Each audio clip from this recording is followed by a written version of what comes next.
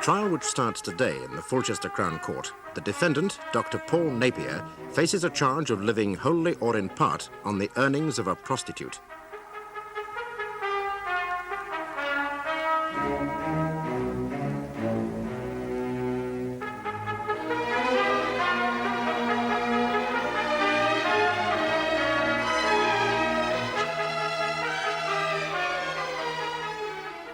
The prosecution has called its first witness, Detective Sergeant Ralph McCovey.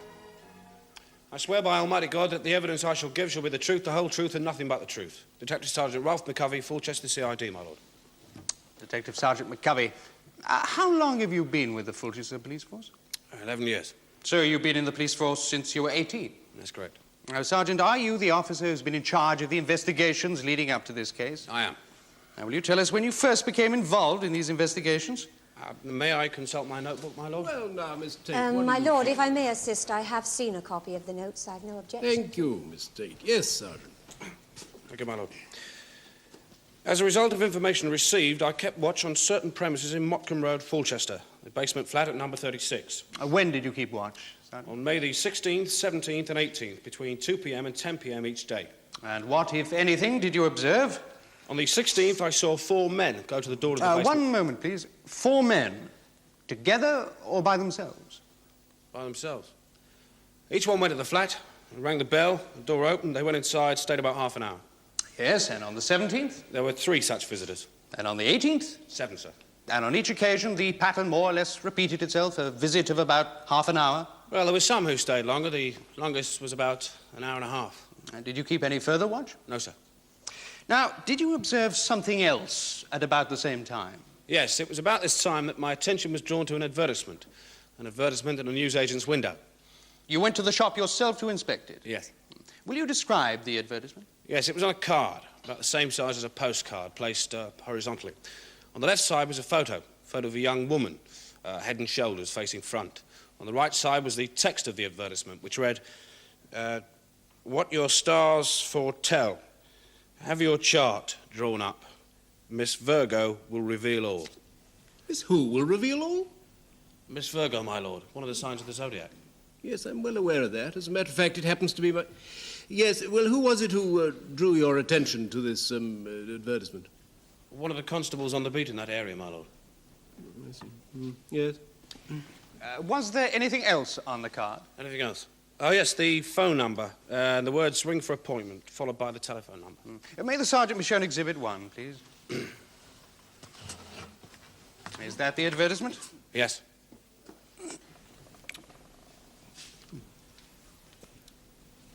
Yes, Sergeant, I'm not quite clear what connection there is between this advertisement and the house that you had under surveillance. Well, there's no direct connection, my lord, until I rang the number. I see. When did you do that? The 20th, May the 20th, my lord. To whom did you speak, Sergeant, when you telephoned that number? A woman. I asked to speak to Miss Virgo. She said she was Miss Virgo. I said I was ringing about the advert in the newsagent's window. She asked if I wanted to make an appointment. I said yes, I did. She said she could give me one the following day at 3 o'clock. I said that would be all right. I then asked what the fee would be, and she said that would depend. You asked her how much it was going to cost, and Miss Virgo then said that would depend. Yes, she said the initial consultation was £5. Now, what did you infer by that? Well, I inferred that there might be extras. Extras, yes. Did Miss Virgo then give you her address? Yes, she said it was the basement flat at number 36 Motcombe Road, the entrance being at the side of the house. And this was the house upon which you had been keeping watch? That's correct, my lord. You kept the appointment? Yes. Will you describe what took place?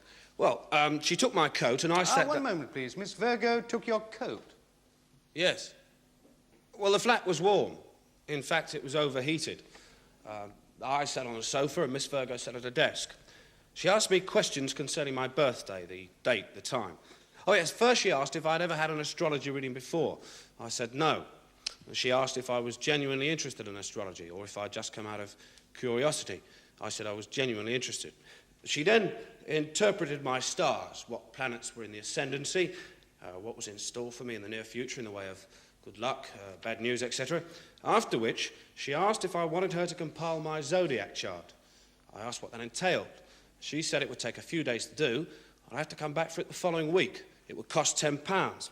I said... Now, was that £10 over and above the £5 for the initial reading? Yes. I said I would think about that. She said I could give her a ring if I decided to have it done. She then asked for the £5. And you gave it to her? Not right away. I then said, is that all? And she said, how do you mean? I said, well, do I go now? And she said, what did you expect? I said, I'm not sure, really. She then got up from behind the desk and came over and sat on the sofa. And she said... She got up and came over and sat next to you on the sofa? Yes. She said, do you want... Close to you? Quite close. She said, do you want to stay a bit longer? I said, I wouldn't mind. She said, you haven't come here for sex, have you? I said, I wouldn't say no. She said, why? I said, well, you've got a smashing figure for a start. You said you've got a smashing figure for a start? Yes, I said that, yes. Why, Sergeant? How much of her figure had you seen? Well, she was wearing a tight-fitting sweater and a short skirt. Was she? Please go on, Sergeant. She said, I'm not a whore, you know. I said, I'm sure you're not. She said, if you want to stay longer, I'll have to ask you to pay for the chart being drawn up, which is £10, and to sign this form.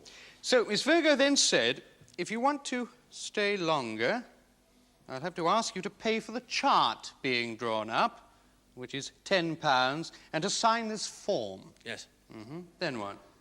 She got up and went back to the desk to get a printed form, which she gave to me. At this moment, the baby started to cry. The baby started to cry? Yes, my lord. Well, where? Where was the baby? In the next room, my lord. Miss Virgo said, oh, excuse me, I'll be back in a minute, and then she went into the next room. And what did you do, Sergeant? Oh, I read the form she'd given me.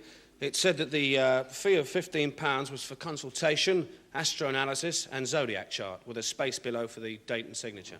Did you sign it? No, I dropped it on the desk together with a £5 note and left the flat. Will you describe the room in which you were entertained?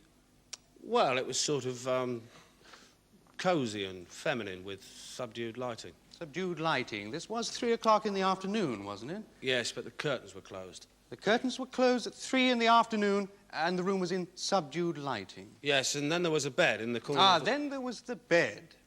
Where was the bed? In a corner of the room, with a red satin bedspread on it. A red satin bedspread. Red satin.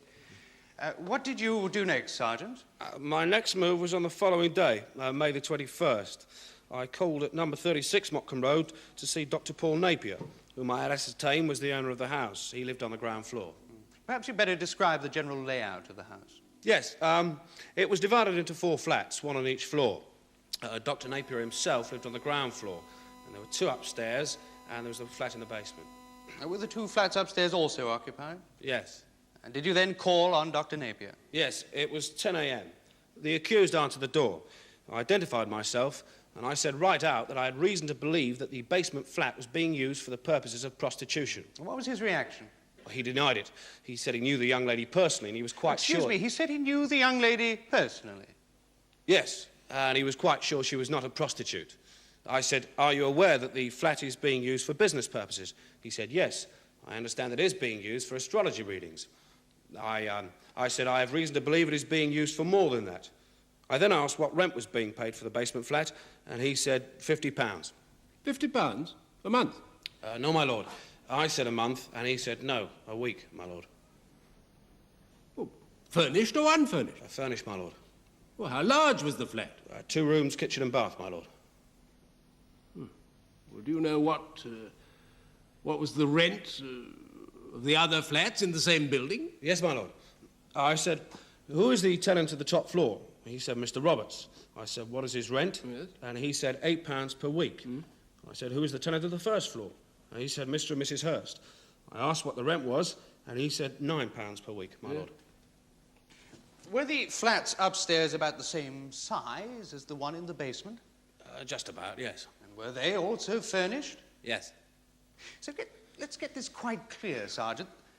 The rent that the accused admitted he was charging for the basement flat was virtually 3 times the amount he was charging for the other 2 flats put together. That's correct. I pointed this out to Dr. Napier, and he said he was quite capable of doing that sum himself. I asked him if he was aware that it was an offence to live wholly or in part on the immoral earnings of a prostitute, and he said he was well aware of it, but he was doing no such thing. I then terminated the interview. How many interviews did you have with the accused? 4, including the last one when I cautioned and arrested him. I saw him on the May the 21st and the 9th, 17th and 25th of June. On both the 9th and the 17th of June, I made it clear to him that the police would be satisfied and no further action taken if we would only evict Miss Virgo from the basement flat. Was he in a position to do so?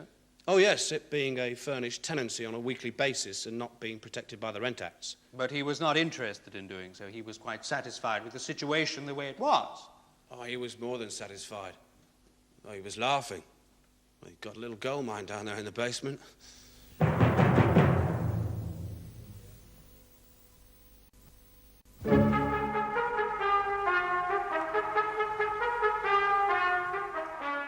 Detective Sergeant McCovey, throughout your evidence you have referred to the tenant of the basement flat as Miss Virgo. But that is not her name, as you are well aware. Well, that's her professional name, and this case is to do with her professional activities. Well, what is the name of the tenant of the basement flat at 36 Motcombe Road? Mary Hepple. Miss or Mrs.? Mrs. Thank you. Mrs. Mary Hepple, and that is the name to which I will refer to her by. And that is the name under which she will appear as a witness for the defense. Now, Sergeant McCovey, you have described that during a 6-week period in May and June of this year, you had 4 interviews with the defendant, Dr. Paul Napier. That's correct. You also described 1 meeting you had with Mrs. Hepple, and that was the occasion when, posing as a client, you went to her basement flat for an astrology reading. Now, we'll come back to that meeting in a moment, but first I want to ask you if you had any other meetings with Mrs. Hepple. Yes. How many? 2. And when did they take place? In June. Before or after the defendant was charged with this offence? Once before and once after. Well, you didn't mention those meetings with Mrs. Hepple in your evidence in chief. I wasn't asked about them. Quite so. My learned friend chose not to ask you. Perhaps you'd tell us something about them.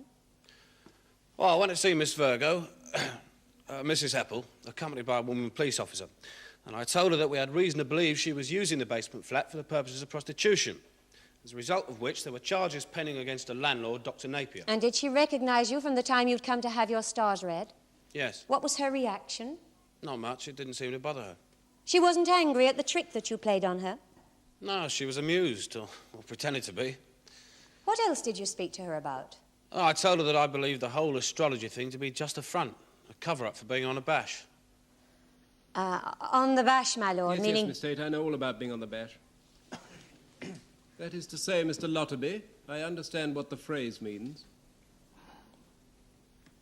Sergeant, how did Mrs. Hepple react to your accusation? Well, she denied it, my lord. She said I was being very insulting. She said she wouldn't dream of taking a penny for sex. She said she wouldn't take a penny for sex. Yeah. Well, I told her to come off it. That the best thing she could do was to stop putting on a show and cooperate. Well, what did you mean by cooperate? I meant, well, I told her that it would be to her advantage to just admit to what she'd been doing, and that if she did, she wasn't letting herself in for anything. How so, letting herself in for anything? Well, that there's no question of her facing any charge, that's all. Yes, I see that, but how was she to cooperate? Well, to stop all the pretense and tell the truth. To tell the truth where and when? I don't get you. Well, don't you? Wasn't the purpose of your last 2 visits to her to make her become a witness for the prosecution? I did suggest that to her, yeah. You did more than suggest it, Sergeant. You tried to coerce her into doing so. There was no coercion. No pressure? How do you mean, pressure? Well, did you not say to Mrs. Hepple that once she was tabbed as a working prostitute, life could be made very difficult for her? No, I didn't say... And did you not tell her that she would be in a very vulnerable position with the police breathing down her neck from then on? I didn't say that. And did you not warn her about the child welfare authorities who may consider her an unfit parent and as a result take her daughter away from her and put her in a home? Really, my lord, the witness must be allowed to answer the question. Yes, Sergeant. I did not bring improper pressure to bear to get the girl to testify against Napier. I did no such thing. That's not why I said those things to her. Oh, but you do admit saying those things to her. Well, not quite the way you put it, but something along those lines, yeah. I was just trying to warn her. To give her an idea of what she was letting herself in for, doing what she was doing. Doing what? Working as a prostitute. Well, there's no law against it, is there? What? I say there's no law against working as a prostitute. Well, it's against the law to solicit in We're the not street talking or to... about that. I'm asking you, is it illegal or criminal to be a prostitute? Well, as the law stands, not strictly, You no. keep hedging, Sergeant McCovey. Now, you've been in the police force for 11 years. Will you please give me a yes or no answer? Is it against the law to be a prostitute? No. Thank you. Then what were you doing, giving Mrs. Hepple all these dire warnings? If she wasn't breaking the law, was it just for humanitarian reasons, out of the goodness of your heart? Something like that, yes.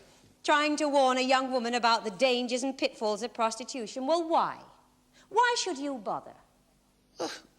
She was just a kid and I rather liked her.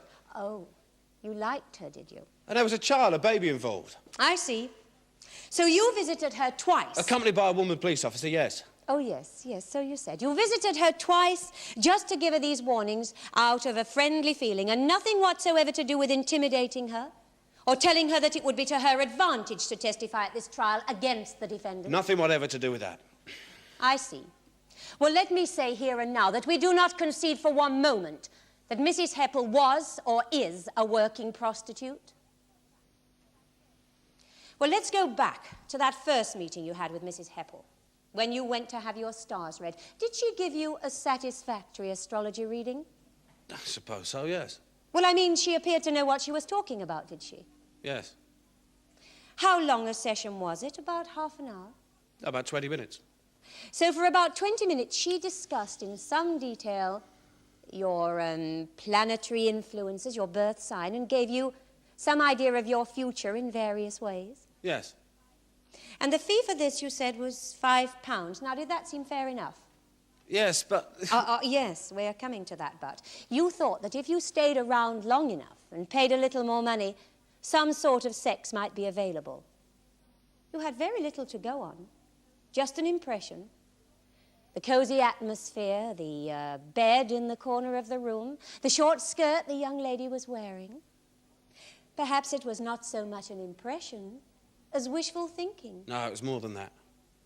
Well, she said to me... Well, she asked me if I wanted sex. Oh, no, Sergeant McCovey. She did not ask you if you wanted sex. She said, and you yourself read it from your notebook, she said, "You haven't come here for sex, have you?" Now, isn't that right? Same difference. Not at all. I don't construe that as an invitation to have sex, and I'm sure the jury don't either. And I put it to you that there is nothing whatsoever in your entire testimony that directly implicates Mrs. Hepple in offering sex for money.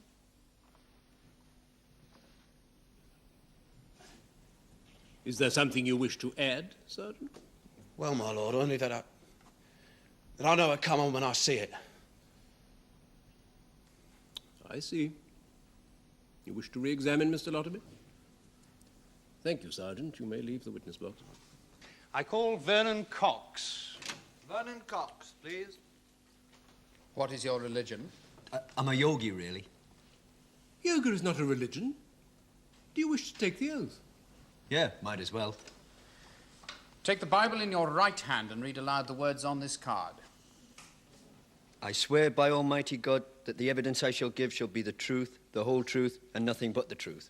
You are Vernon Henry Cox. You live at number 46 Cranley Court, Hall Road, Fulchester. Absolutely right. How old are you, Mr. Cox? 27. And what is your occupation? I'm in insurance. Yes. When you say that you're in insurance, Mr. Cox, what precisely does that mean? I sell it, all kinds. Thank you. Life, endowment, house, fire, theft. Yes. Mr. Cox, do you know the accused, Paul Napier? Him over there? Yes. Have you ever seen him before? No, never had the pleasure. Have you ever visited number 36 Motcombe Road, Fulchester? 36. Oh, the basement flat, you mean? Yes. Oh, yes. Whom did you visit there? Well, you know. Oh, Mr. Cox, I'm asking you to tell the court whom you visited at that address. Miss Virgo. Bless her. In what circumstances did you visit her? Well, it was a rainy Thursday afternoon, and I mean, how did you happen to go there? I'm in Mini Cooper. How did you get that address, Mr. Cox? What prompted you to go there? Ah, well, you see, I got a tip from a mate of mine. A friend recommended Miss Virgo to you? Yes. And what did he do? Give you her phone number? Well, he couldn't remember the phone number, but he told me where the advert was. So you went to the newsagents, got the phone number from the advert? Yes. Mr. Cox, presumably there were other advertisements in the newsagent's window? Oh, yes, my lord. Quite a few. How did you know which one to look for? Well, Miss Virgo reveals all. That's what my mate said to look for. And what did you think that meant? Well, it was obvious, wasn't it? Was it? You didn't think it meant that Miss Virgo would reveal what the stars foretell? That never occurred to me, my lord. Now, when exactly was this? Well, like I said, a rainy Thursday afternoon, sometime in June. Did you pay her any money? Yes, I paid her £5 to have my stars read. And £10 for the other. Well, perhaps you could describe in more detail what you mean by the other. Well, no, I wouldn't describe it. That wouldn't be right. But after having my stars read, you know, a lot of mumbo-jumbo about Jupiter this and Saturn that, and don't take any financial risk till the end of the month. And a big tall blonde was about to come into my life. Yes, yes. Well, before you knew it, we were snogging on the sofa. Next thing was, bumps-a-daisy. We were hard at it on the bed.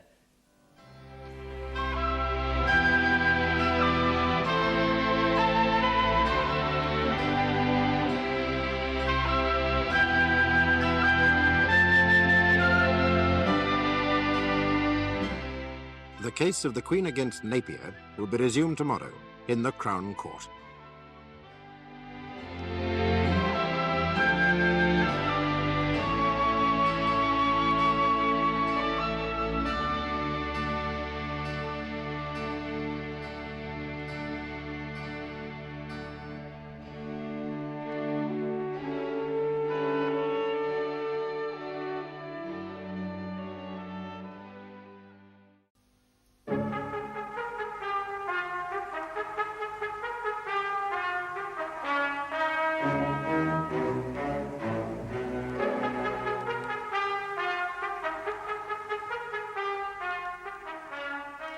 Dr. Paul Napier is accused of living wholly or in part on the earnings of a prostitute.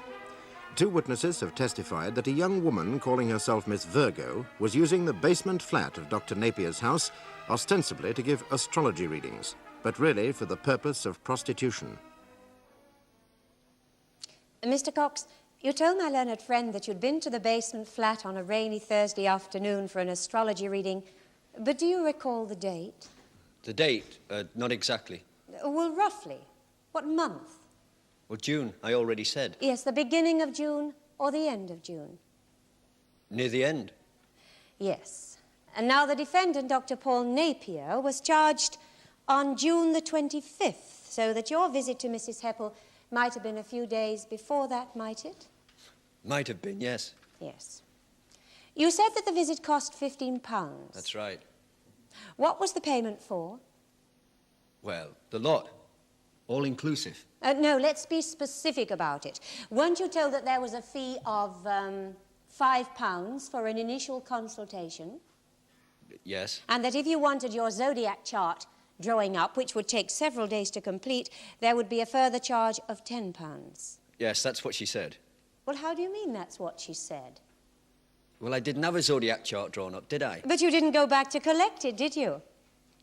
No. But... Then how do you know it wasn't drawn up? Well, it was just a gimmick, wasn't it? Not at all. If you pay for something and then you don't go and collect it, that's your lookout. Did you sign anything? Oh, the little form, you mean? Yes, you signed a form, did you? Well, she asked me to, so I did. And what name did you use? Vernon Johnson.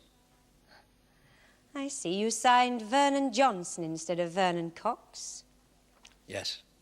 Would you show it to the witness, please? Is that your writing, even though it's not your signature? Yes. Perhaps this can be exhibited, my lord. It will be Exhibit 2. Yeah. And Mr. Cox, it is dated the 23rd of June, 1974, and it says, the fee of £15 was paid by the undersigned for astroanalysis and compilation of a zodiac chart, does it not? Yes. Mr. Cox, when you signed this form, had you already paid the money? Yes, I paid the money, then she gave me the form. Was this before or after intercourse took place? Well, I think it was... Yes, it was before. I paid in advance. I'm obliged, my lord. You paid in advance for the chart that was to be drawn up.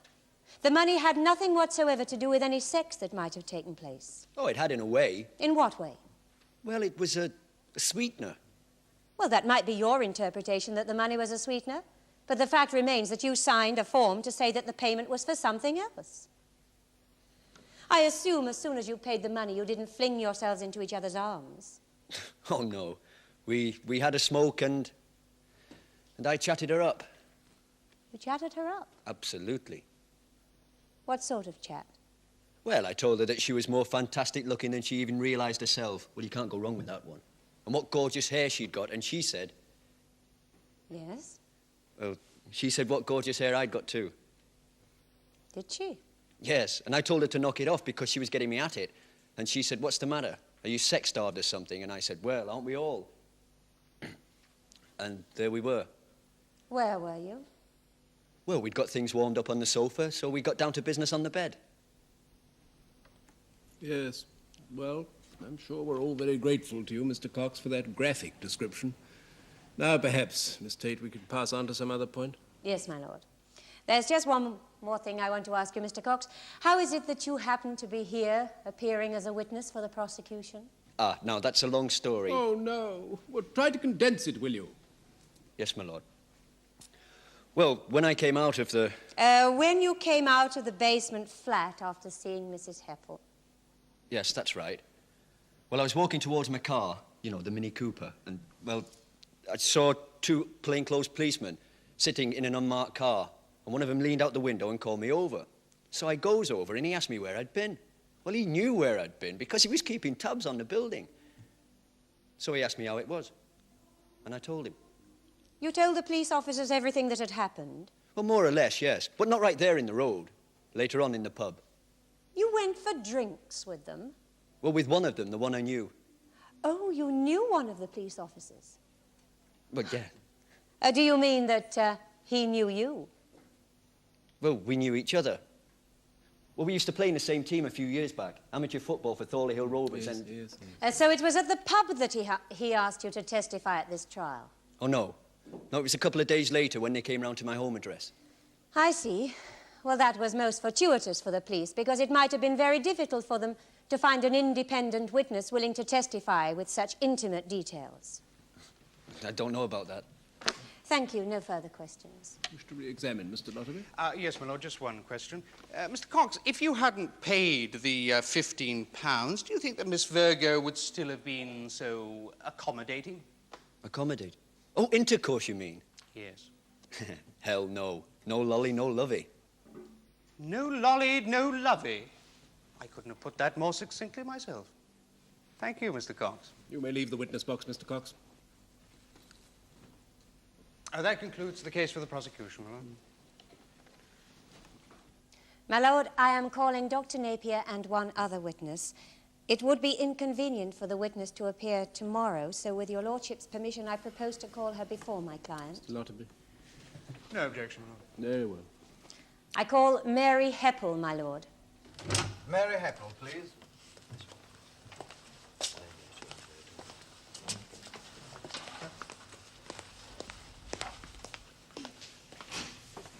What is your religion? I'm agnostic. You wish to affirm? Yes. Please read aloud the words on this card. I, Mary Hepple, do solemnly, sincerely and truly declare and affirm that the evidence I shall give shall be the truth, the whole truth, and nothing but the truth. Your name is Mary Hepple and you live at 36 Motcombe Road, Fulchester. Yes. How old are you? 20. Are you married? Yes. Are you living with your husband? No, we're separated, waiting for the divorce to come through. How long did your marriage last before you separated? Just over 6 months. And then what happened? My husband left. He left? Disappeared. Went to London, I believe. Leaving you in what condition? Broke and pregnant. You've since had the baby? Yes, I have a year-old daughter. Who lives with you and whom you support? Yes. What is your occupation? I'm an astrology consultant. Have you had a training in astrology? Yes, apart from extensive reading, I studied under Hermione Redfield. Hermione Redfield, who writes under the name of Hermione in a Sunday newspaper? Yes. How much studying did you do with her? A course of 8 lessons. When was this? August and September of 73. Miss Redfield is a recognized expert in this field. Oh, yes. Apart from her newspaper articles, she's been an astrology consultant for 25 years. I see. My lord, I have here a statement signed by Miss Redfield, which I wish to put in under the Criminal Justice Act 1967. I have spoken to my learned friend about it, and he doesn't object. Very well. It reads, "To whom it may concern, this is to say that Mary Hepple has completed her course in astrology and is, in the opinion of the undersigned, qualified to be an astrology consultant." I see this statement is dated only yesterday. Yes, my lord. So it wasn't written at the time that Mrs. Hepple completed her studies? No, my lord. I had hoped that Miss Redfield would be here in court today as a witness, but as she is unable to be so, well, I obtained the statement from her. Well, why isn't she attending?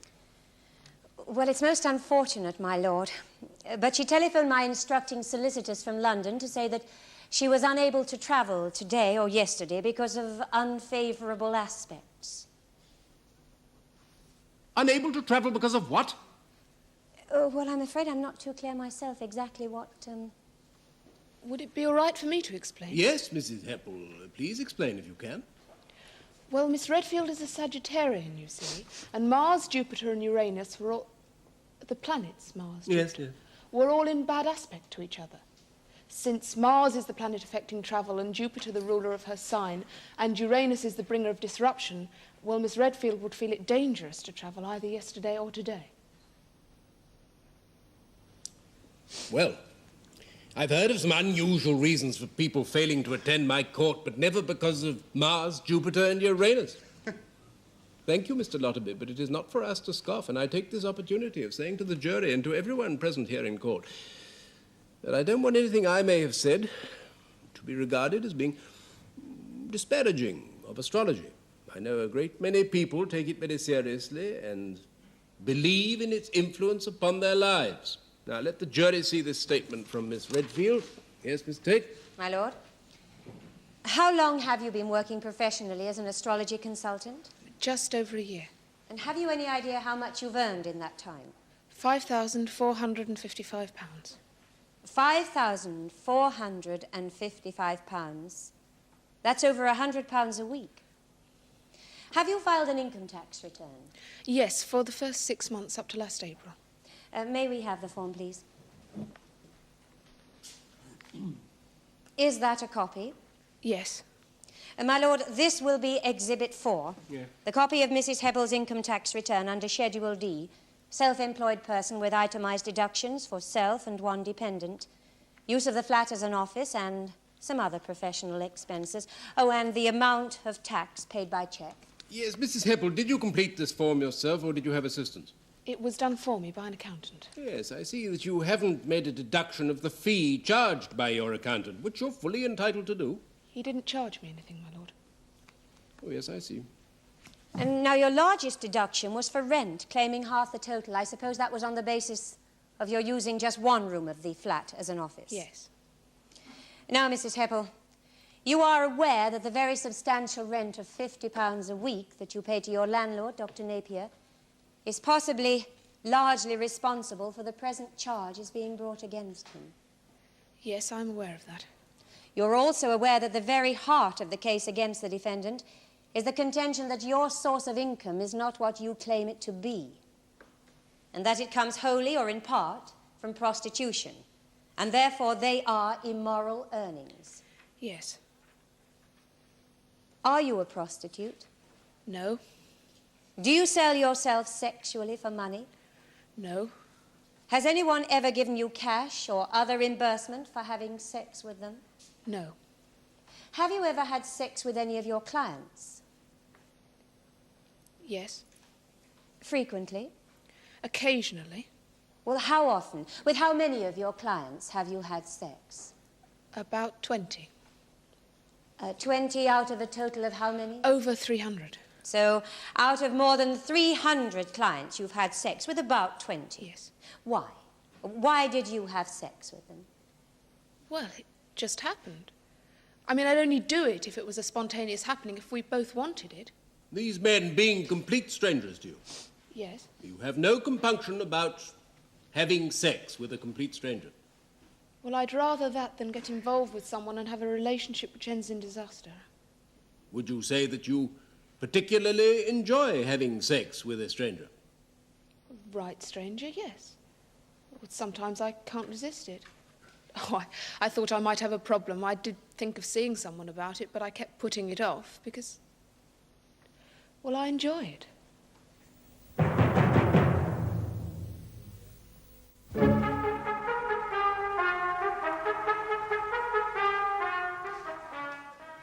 Mrs. Hepple, do you have any other pseudonym besides Miss Virgo? No. What made you choose that name? Virgo is my birth sign. It wasn't because the word has a slightly sexy connotation. No. Why use a false name for business at all? Why not use your real name? Well, astrology has some mystique about it, and I thought that Miss Virgo would be more intriguing than Mrs. Hepple. More intriguing or more enticing? Miss Virgo will reveal all. Now, that's the last line of these advertisements you placed in shop windows, isn't it? Yes, That sounds quite enticing, doesn't it? perhaps it does. Enticing and suggestive, I would think. Mrs. Hepple, I see that you appear in court wearing a demure, modest, rather conservative outfit. Certainly nothing enticing or suggestive about that. Is that the way you normally dress for work when entertaining your gentlemen clients in your cosy office with its subdued lighting and its red satin bed? My lord, my friend is being less than learned if he thinks he can present a series of questions like that. My lord, I'm only repeating what's already been described in earlier testimony. Yes, Mr. Lotterby, I think you might put the questions without the embellishments. Ah, very well, my lord. How do you dress for your work? No particular way, whatever I happened to put on that morning. One witness has testified that you wore a tight-fitting sweater and a short skirt. Would that be the sort of thing? Well, sometimes, yes. A negligee, perhaps? No, certainly not. I don't even have a negligee. Why is there a bed in your office? Because I sleep there. There are only 2 rooms. My baby has the other room. Is your baby in the next room when you're entertaining your client? My lord, I object to the repeated use of the word entertaining. Is your baby in the next room when your clients visit you? Not usually, no. Where is she? I leave her with a lady down the street who minds babies. But sometimes the baby is in the next room. Occasionally. Now, you have admitted having sex with at least 20 of your clients. Yes. Now, how did you pick that figure? Have you kept a list? I mean, why 20? You sure it wasn't 30 or 50 or 100? No, about 20. You told the court you enjoy making love to these complete strangers. No, I didn't. Oh, you most certainly did, Mrs. Hepple. I have it here. I never used the words making love. Oh, well, let's not quibble about words, Mrs. Hepple. You enjoy letting these strangers use your body, do you? They don't use my body any more than I use theirs. Now, do you really expect us to believe, Mrs. Hepple, that the money paid to you by these 20 or so clients whom you've admitted having sex with was merely for having their stars read? Yes. Was the baby in the next room during any of these sexual activities? Lord, what has that Yes, got to do Miss with Dade, this I think, case? Mr. Lotterby, the question as to whether the baby was in the next room is immaterial. You've made your point. Let's leave it at that. As you wish, my lord. Mrs. Hepple, do you ever have any women clients? Yes. Now, what proportion of your clientele is female? Oh, about 1 in 10, I suppose. So 90% of your clientele is male. Yes. Now, why do you suppose that is? Is it not because that is the whole object of the exercise? To attract male custom? Is it not that both your manner of advertising, the setup at your so-called office are designed to accomplish precisely that? That's not what's intended, no. Isn't it, Mrs. Hepple? It's from the men that the money flows. That is why your fees are so cleverly divided into 2 parts. Only £5 for the consultation, well, that's just to get them there, and then an extra £10 to have their chart drawn up. And the man is sitting there in the seductive atmosphere, his eyes glued to your barely concealed body, and if he wants to stay longer, he must pay the extra £10. So he pays up, naturally hoping he's going to get more than his horoscope. No, and you're they do get more than their horoscope, don't they, Mrs. Hepple? But either way, the whole procedure is a piece of chicanery, isn't it? A camouflage. No, it isn't. Come now, Mrs. Hepple or Miss Virgo or whatever you choose to call yourself. You know very well what line of business you're in, and that's why you've gone to such great lengths and cunning lengths to conceal the fact that you're just a common prostitute. That's a lie. My lord, that sort of attack on this Don't woman... to her like that. Dr. Napier, you must not interrupt. My lord, he's treating her like a criminal. She's not even on trial.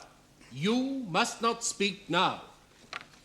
Miss Tate, please advise your client that any further interruption from the dock will result in his removal from the court.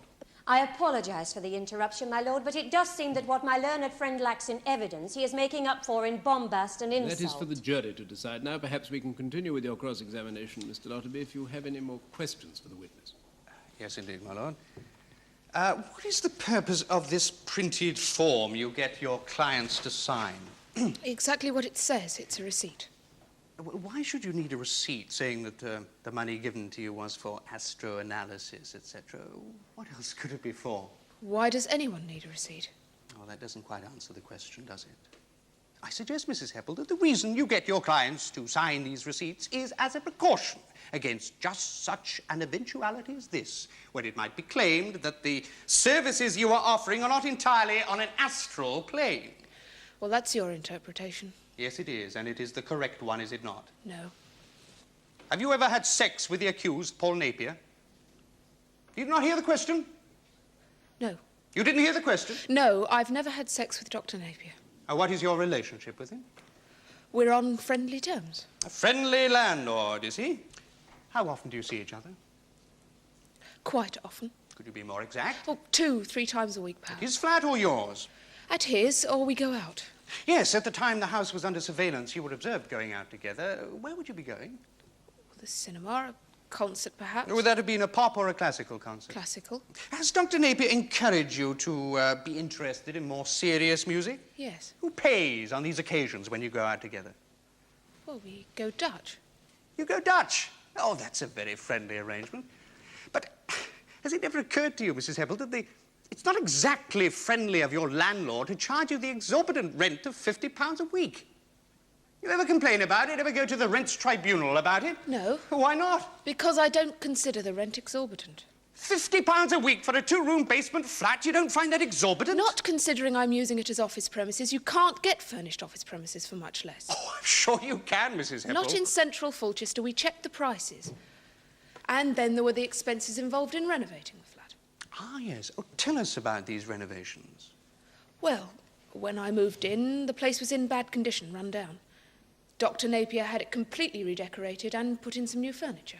And something else, which was new, was also put in, was it not, in September 1973? The new entrance, you mean? A separate private entrance to the basement flat which had not been there before. Yes. Now, what, pray, would be the purpose of that? Well, obviously it was more convenient for the clients not to have to go in and out of the front door of the house. Obviously more convenient and more confidential.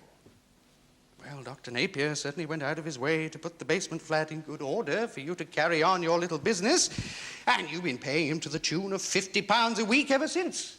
And what's more, paying your own way when you go out together. Oh, no wonder he's such a friendly landlord. You're a very lucrative tenant, Mrs. Hepple. You provide him with the bulk of his income.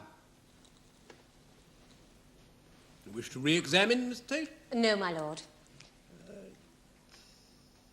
Perhaps there is something you'd like to ask the witness? Yes, there is. Mrs. Hepple, you have told us that at the age of 20 you have already had a marriage which lasted only 6 months and ended very abruptly and no doubt very unhappily. Yes. You have also told us that you would rather have sex with a stranger than get involved in some relationship which might end in disaster. Have you experienced more than the one such relationship? Yes, 2. 2. So, would you say perhaps that you feel a certain bitterness towards men? Yes, I suppose so. Feel you want to get your own back on men, to get out of them all that you can? Yes. Yes, I hate them. I hate the lot of them. Thank you, Mrs. Hepple. You may leave the witness box. I call the defendant, Dr. Paul Napier.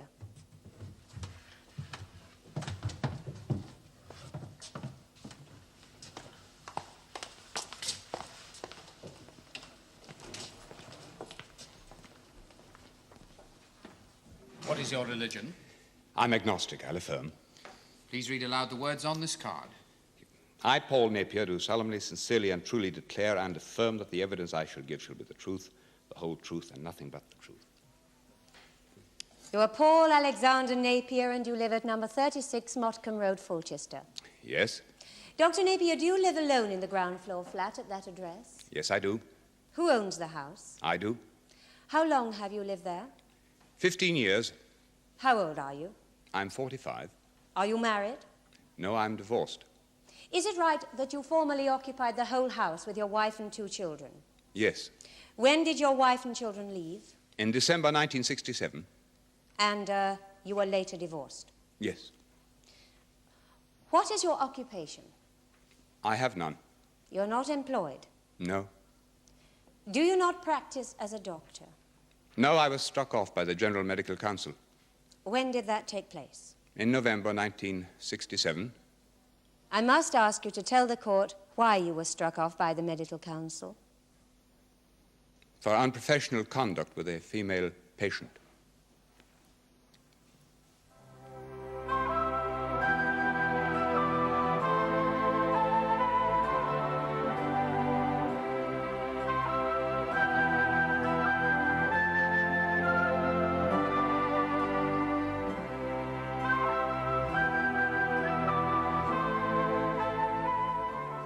The case of the Queen against Napier will be concluded tomorrow in the Crown Court.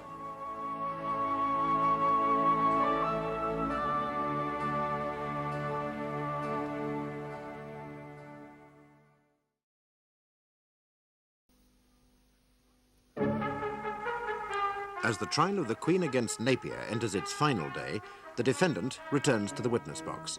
Dr. Paul Napier is charged with living wholly or in part on the earnings of a prostitute. In a surprising move on the part of the defense, Napier volunteered the information that he was struck off the medical register 7 years ago for unprofessional conduct with a woman patient. Dr. Napier, at that time in November 1967, when the findings of the British Medical Council went against you, was there considerable publicity about the case? Yes. In both the national press and the Fulchester papers? Yes. Did your photograph appear in the newspapers? Yes. More than once? Several times. So there might well be people in court, perhaps even members of the jury, who recognize you and remember what happened. It's possible. Well, if such is the case, I'm sure that those members of the jury who do remember will not allow it to prejudice them or influence them in this particular case. State, you can safely leave it to me to instruct the jury. I'm sorry, my lord, but I feel that I must draw attention to the fact that I have introduced my client's past history. Had I not done so, it would have been inadmissible evidence. Yeah. It would never have been alluded to. No. But for those members of the jury who may have remembered, it would have been in the back of their minds, yes. hanging over them like a cloud. Yes. I'm trying to clear the air, my lord. Let's get on. Dr. Napier, what was your reaction when you were struck off on the grounds of misconduct with a woman patient? I was stunned and very angry. And what did you do about it? I appealed. To the Medical Council? Yes. With what result? With no result.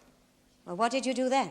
Well, I tried to bring an action against them. You tried to bring a civil action in the courts against the Medical Council. Yes. To do what? Well, to prevent them from taking away my livelihood. On what grounds? On the grounds that I had been convicted without having had a trial, only a hearing before a panel which is not a court of law, that I had been convicted on the evidence of the lady in question and one other witness who was a friend of hers. And you felt that this evidence would not stand up in a court of law? I was sure it wouldn't. So what happened? I couldn't bring an action. You had no redress at law? No, nothing could be done. With the result that you were struck off the medical register and consequently unable to practice as a doctor in this country or in any other country, is that so? Yes. What effect did this have on your family? Well, it finished us as a family. My wife was so upset and shocked by the scandal that she took the children to live with their grandparents, Our parents in Derbyshire. To live permanently? Yes, and a few months later she started divorce proceedings. Your wife did not stand by you in this crisis in your life. I said your wife did not stand by you. No. Dr. Napier, when about 7 years ago you were struck off, what were your circumstances? My circumstances were that the only thing I had left in the world at the age of 38 was the house. That's the house in Motcombe Road, which you owned and where you still live? Yes. What means of support did you have? Well, I converted the house into 4 flats and let off 3 of them. And the rent from those flats has been your sole income? Yes. Well, now that we've established the manner by which you support yourself and why, we come to the question of your relationship with the present tenant of the basement flat.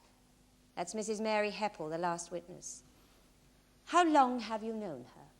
18 months. And that was since she and her husband first took the flat? Yes, Alan Hepple. They'd only recently been married. How old were they? He was 21 and she was 18 at that time. And what was Alan Hepple's occupation? He was a musician, played various wind instruments in a group. Did they take a lease on the flat? No, not a lease, no, only a weekly rental, either side to give a month's notice. Was it furnished? Yes. How did Alan Hepple's tenancy continue? Well, after they'd been there about 6 months, Mrs. Hepple, came to see me one day. She was in a very distraught state. She told me she hadn't seen Alan for 5 days. And she just heard that he'd gone off to London with a friend. Without letting her know? Or leaving any message? Apparently.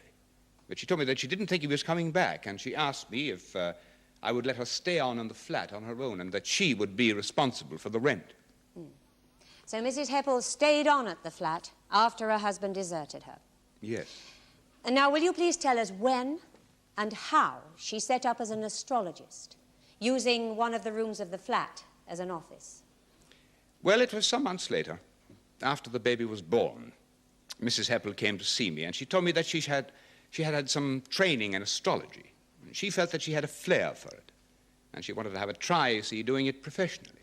So she asked me if I would have any objections to her using the flat as an office. And what was your reaction? Well, not very favorable at first. Why not?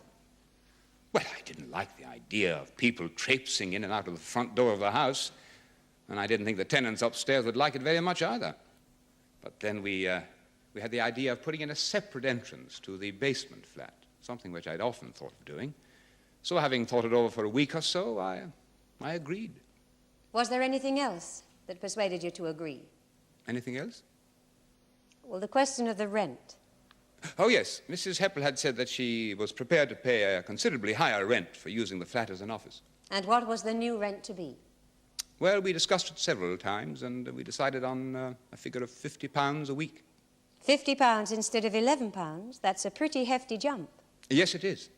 But you must take into account the structural alterations to the flat and the cost of redecorating it, which badly needed doing. It hadn't been done for years. And, of course, the fact that it was to be for professional use, not just residential. Who picked the figure of £50? You or Mrs. Hepple? We mutually agreed it. You didn't demand the rent as a condition of allowing the flat to be used for that purpose? Absolutely not. Dr. Napier, am I right in saying that in the ensuing months Mrs. Hepple has had considerable success in this new venture as an astrologist and has had substantial earnings commensurate with the paying of the increased rent of £50 a week? So I understand. Have you ever at any time in those months had cause to believe that her earnings were from anything other than astrology? No, never. But you were informed to the contrary. When you learned from the police about the allegations against Mrs. Hepple with regard to using the flat for the purposes of prostitution, what did you do? I didn't do anything, my lord. I just couldn't take it seriously. Did you say as much to the officer in charge of the case, Detective Sergeant McCovey? Yes, my lord. In all the time you've known Mrs. Hepple, have you ever observed anything that might indicate to you that she was working as a prostitute? No. In the year or so since that her husband deserted her, you've known her quite well? Yes, quite well. From what you know of her, do you find it conceivable that she is or ever has been a prostitute? Oh, utterly inconceivable. Thank you, Dr. Napier. Dr. Napier, although you were struck off the medical register a number of years ago, you still call yourself doctor, do you? I am a doctor. Well, you cannot perform the functions of a doctor. Why continue to use the title? I spent 7 years of my life training and qualifying and a further 11 years practicing medicine. What am I, if not a doctor? Well, that's a moot point. Now, you say that since you were struck off the medical register, you've had no other employment. Yes? I take it you're able-bodied and in reasonably good health. Yes?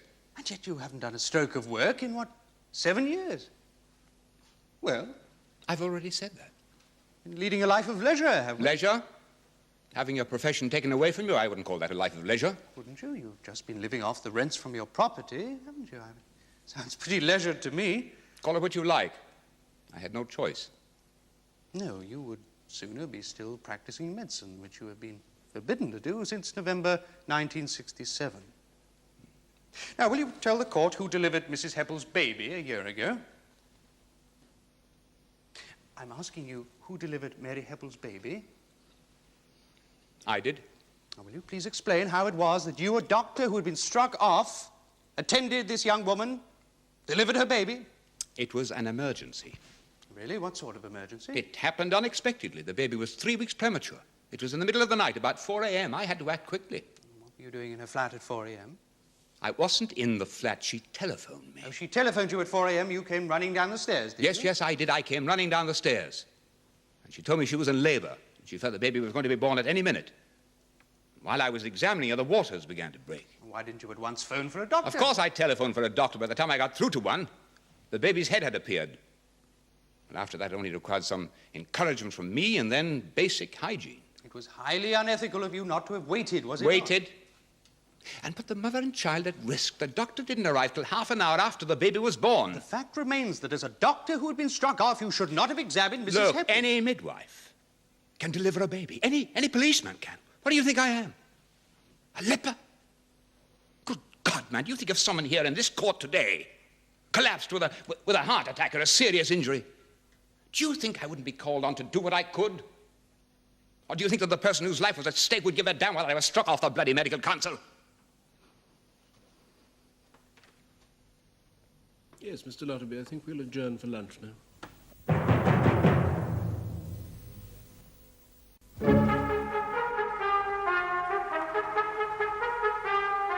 Apart from delivering her baby, have you ever had any other intimate physical contact with Mary Hepple? No. You've never had sex with her?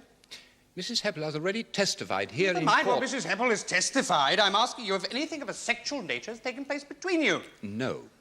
Ever kissed her? Kissed her? Well, I've kissed her goodnight a couple of times, if that's what you mean. Have you ever kissed any of your other tenants goodnight? Oh, don't be ridiculous. Well, I'm sorry you think it ridiculous, Doctor, but I must ask you to answer the question. No, I have never kissed any of the other tenants goodnight. Thank you. But then, of course, Mary, you do call her Mary, do you? Yes? Mary is a very special tenant, isn't she? Not only does she provide you with, by far, the major part of your income, but she also gives you companionship from time to time. Yes. Now, Mary described your relationship as being on friendly terms. You've described it as knowing each other quite well. But I'm wondering, Dr. Napier, if there isn't something much deeper between you. Would I be right? No. Are you quite sure? I mean, think how much you have in common. It's really quite remarkable, considering the great difference in your ages. I mean, there's your mutual interest in music. You've encouraged her towards classical music, I believe. Yes, I have. I'm wondering just how much influence you, a man of 45, have exerted over this young woman just 20. I mean, she was certainly at a very vulnerable stage of her life when she was left deserted and pregnant on your doorstep. I have exerted no influence over her. There's something else you have in common, isn't there? Your bitterness. Now, Mrs. Hepple hates men, doesn't she? She spat it out when she was giving evidence. Yes, she's bitter about some things, yes. And your bitterness, well, that's had 7 years to fester, hasn't it? Bitterness against the woman who you claim gave the false evidence which ruined you, against your wife, and above all, against the law. How you must hate the law. What contempt you must have for it. I do not have contempt for the law. were the two of you thrown together, drawn to each other by your shared anger at the world, both loners? Well, I've never seen myself as a loner. Haven't you? Have you got many friends, Dr. Napier? Do you have much of a social life? I have one or two friends, but most of them have dropped me, yes. A recluse, almost, until this young woman came on the scene, and your association began. On friendly terms, know each other quite well. No, I suggest there is a strange and powerful bond between you which the court has heard nothing about. You say nothing, Doctor? Dr. Napier, the jury may take your silence as an admission that what learned counsel suggests is true. No, my lord, it's not true. There is no bond between us.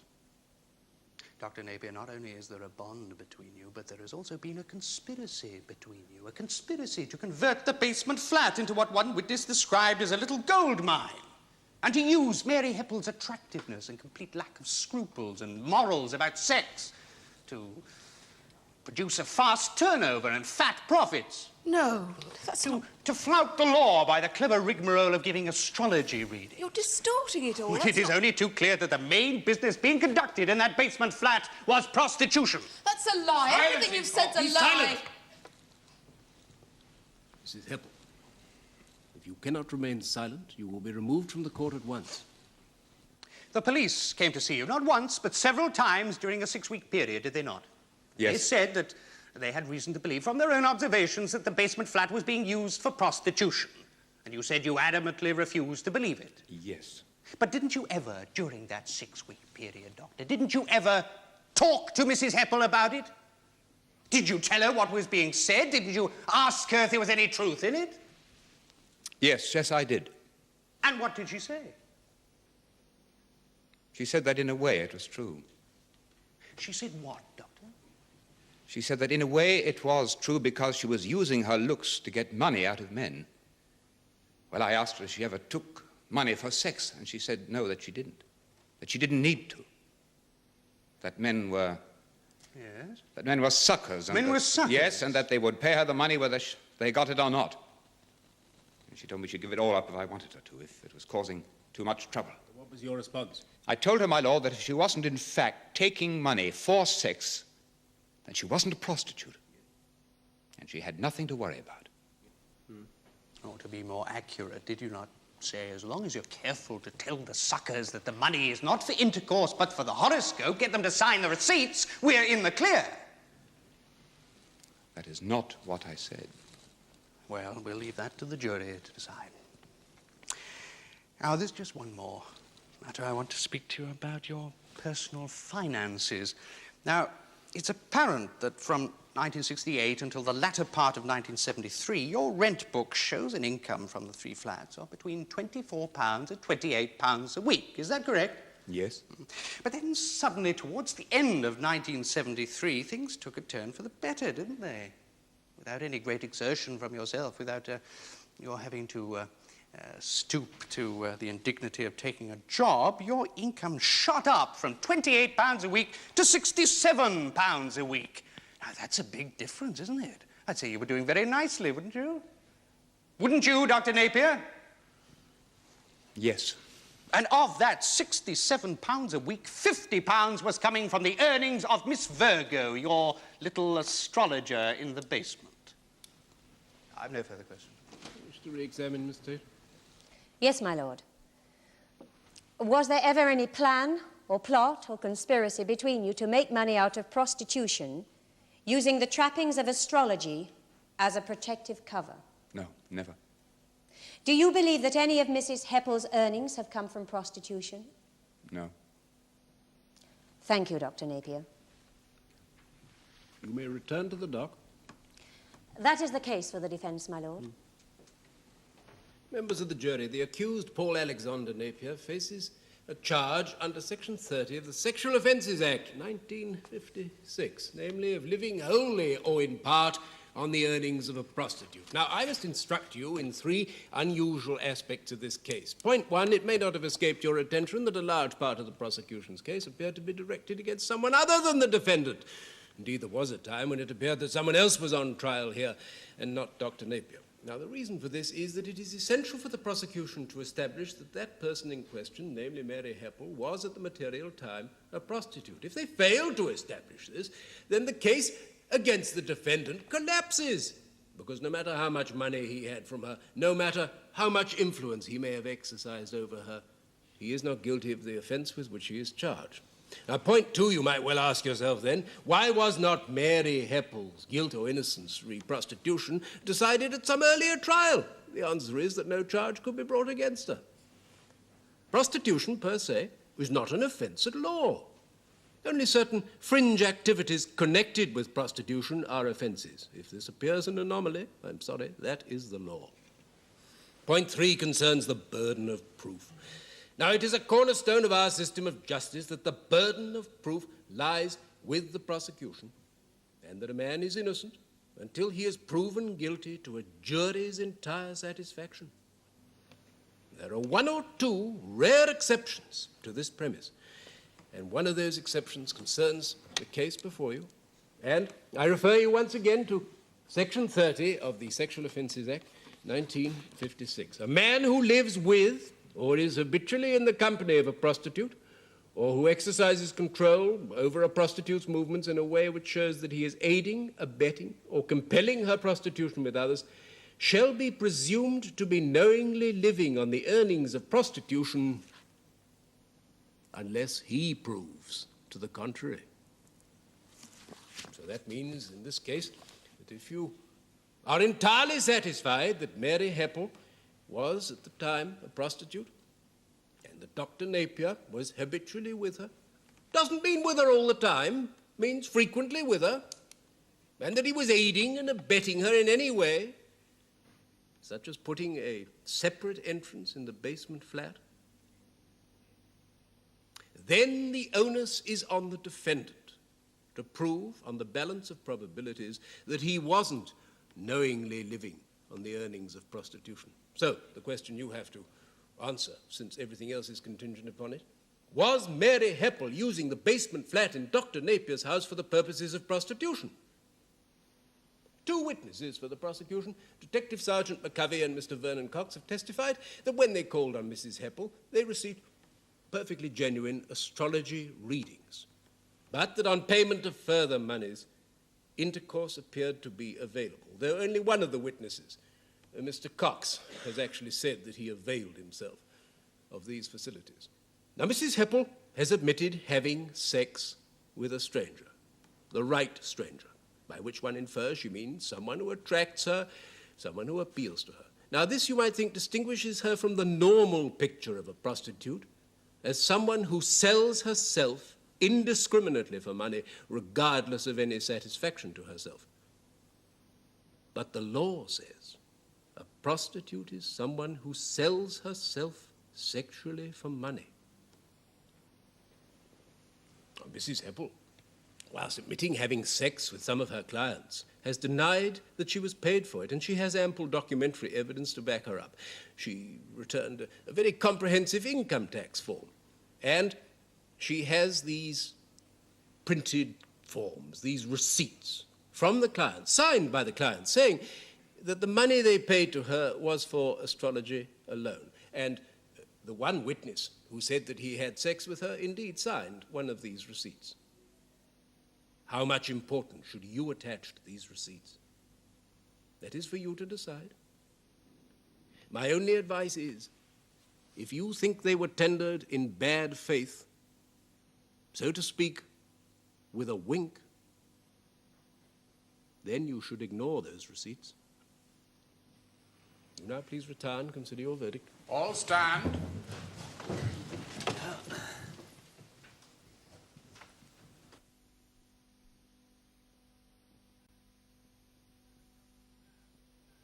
Prisoner will stand.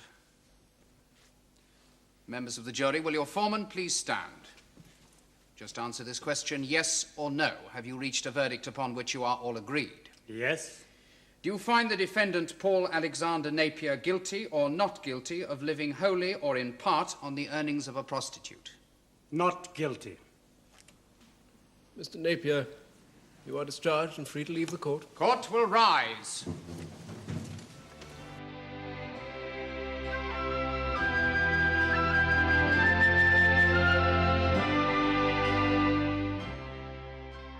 Next week, a chance for you to join another jury in assessing the facts when our cameras return to watch a leading case in the Crown Court.